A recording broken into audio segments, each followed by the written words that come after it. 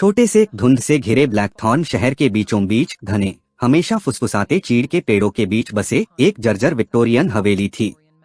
इस भूतिया घर के अंदर एक गुड़िया थी, एक फटी पुरानी चीनी मिट्टी की मूर्ति जिसकी आंखें घनी अंधेरी रात में अस्वाभाविक रूप से चमक रही थीं। एलेनोरा नाम की यह गुड़िया शहर में उन कारणों से बदनाम थी जिनके बारे में कोई खुलकर बात करने की हिम्मत नहीं करता था। पुरातन वस्तुओं की शौकीन लिडिया शापित गुड़िया की कहानियों से उत्सुकता जगाने के बाद ब्लैकथॉर्न पहुंची।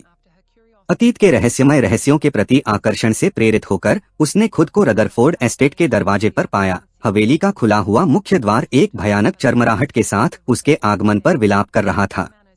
यह तो बस एक गुड़िया है, उसने खुद को याद दिलाया। उसकी आवाज धीमी हवा में बमुश्किल फुसफुसाहट जैसी थी। जर्जर हवेली में गीली लकड़ी और पुरानी धूल की गंध आ रही थी, एक ऐसी गंध जो लिडिया के कपड़ों से चिपकी हुई लग रही थी जब वह अंदर गई।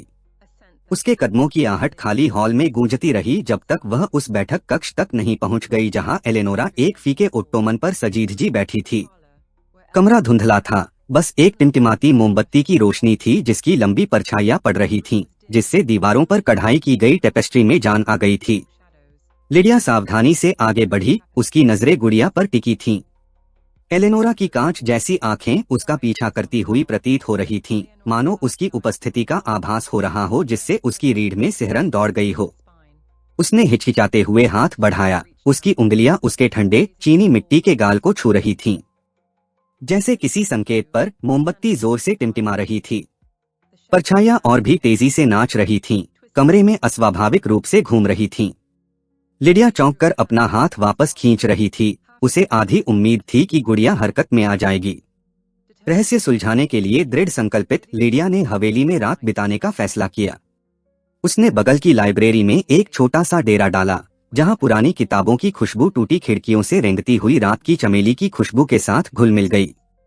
जब आधी रात हुई तो गलियारे में एक अजीब सी आवाज गूंजी, एक धीमी लयबद्ध थपथपाहट। लिडिया अपनी टॉर्च पकड़े हुए उस आवाज का पीछा करती रही। उसका दिल उसकी छाती में धड़क रहा था, हर धड़कन एक ढोल की तरह थी जो उसके बढ़ते डर के एहसास से मेल खाती थी। थपथपाहट उसे वापस बैठक में ले गई। उसकी टॉर्च की रोशनी में ओट्टोमन खाली दिखाई दिया। एलेनोरा जा चुकी थी। जब उसने कमरे में नजर दौड़ाई तो उसे घबराहट होने लगी और उसने पाया कि गुड़िया खिड़की के पास एक कुर्सी पर जा बैठी है। उसका सिर थोड़ा मुड़ा हुआ है, मानो बाहर देख रहा हो। चौंककर लिडिया किसी तर्कसंगत कारण की उम्मीद में आगे बढ़ी, लेकिन जब वह पास पहुंची तो कुर्सी खाली थी। उसकी त्वचा पर एक ठंडक दौड़ गई। गुड़िया अब भव्य पियानो पर बैठी थी, उसकी लेस वाली पोशाक पर धूल का कोई निशान नहीं था। दीवारों से फुसफुसाहटें रिसने लगीं, पहले तो हल्की फिर तेज होती गईं। छोड़ो छोड़ो, उन्होंने आग्रह किया।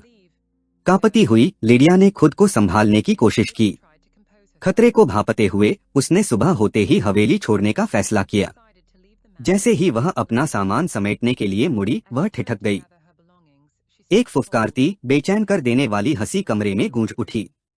एलेनोरा अब किताबों की अलमारी पर बैठी थी, उसका सिर एक तरफ झुका हुआ था, मानो वह लिडिया का मजाक उड़ा रही हो। हताशा में लिडिया ने गुड़िया को पकड़ लिया और हमेशा के लिए उसके अभिशाप से छुटकारा पाने का इरादा किया। लेकिन जैसे ही उसने उसे पकड़ा, उसे एक जोरदार लहर महसूस हुई। उसकी आंखों के सामने पिछले मालिकों के दृश्य कौंध गए, हर एक उसी जिज्ञासा से आकर्षित होकर अंततः पागल हो गया। उसने चीख मारी और गुड़िया गिरा दी। वह चीनी मिट्टी के महीन टुकड़ों में बिखर गया और हर टुकड़ा जमीन पर गिरते ही चीखने लगा। लेकिन फुसफुसाहटें बंद नहीं हुई। लिडिया दहशत में जमी हुई देखती रही कि कैसे टुकड़े अपने आप हिलने लगे, किसी अदृश्य शक्ति के प्रभाव में धीरे धीरे फिर से बनने लगे। आसन्न विनाश को भांपते हुए लिडिया बिना पीछे मुड़कर देखे हवेली से भाग गई।